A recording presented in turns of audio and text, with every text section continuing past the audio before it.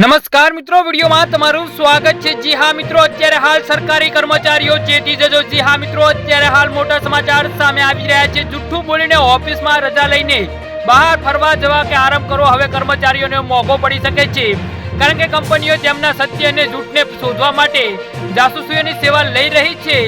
જી હા મિત્રો, કંપનીઓ દ્વારા હાયર કરવામાં આવતા અને આ પ્રાઇવેટ ડિટેક્ટિવ શોધી કાઢશે કે કર્મચારી ખરેખર બીમાર છે કે ખોટું બોલીને રજા લીધી છે।